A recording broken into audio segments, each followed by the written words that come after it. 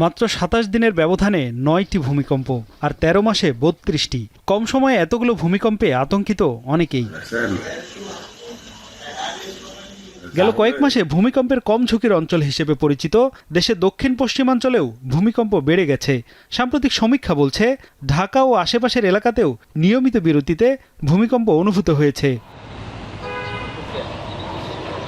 অপরিকল্পিত নগরায়ন, দুর্বল নির্মাণ ব্যবস্থা এবং ঘনবসতির কারণে ঢাকা বড় ভূমিকম্পের ক্ষেত্রে সবচেয়ে ঝুঁকিপূর্ণ শহরগুলোর একটি।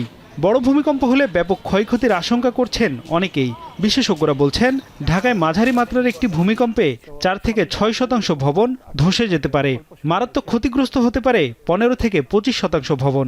বাংলাদেশ পুরো অঞ্চলটাই কিন্তু ভূমিকম্প ঝুঁকিতে আছে, কোথাও হয়তো কম, কোথাও হয়তো বেশি। আমাদের অনেক ঝুঁকিপূর্ণ ভবন আছে, সমীক্ষা করতে হবে, এগুলোর স্টাডি করতে হবে। যে স্ট্রাকচারগুলো নিয়ে সন্দেহ আছে, ডেফিনেটলি এটার একটা অ্যাসেসমেন্ট করতে হবে যে আসলে আমরা যে ভূমিকম্পের কথা বলছি বা আমাদের বিল্ডিং কোড যে ভূমিকম্পের কথা বলছে এইটুকুর জন্য সে সহনশীল কিনা। আগামীর অগ্রগতির ভিত্তি আনোয়ার ইস্পাত, স্ট্রংগেস্ট স্টিল সিন্স 1978। তবে ছোট ছোট ভূমিকম্প নিয়ে বিশেষজ্ঞদের আলাদা মতো আছে।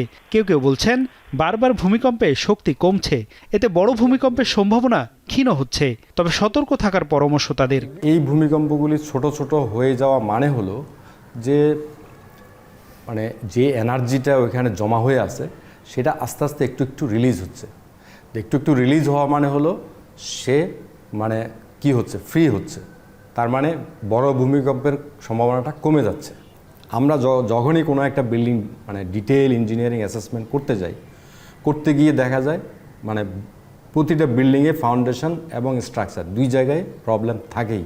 পপুলেশন এবং স্থাপনাগুলির আনপ্লান্ট ওয়েতে যে করা সব কিছু মিলে যদি আপনি চিন্তা করেন যে এইখানে ক্ষয়ক্ষতির পরিমাণটা অবশ্যই বেশি হবে।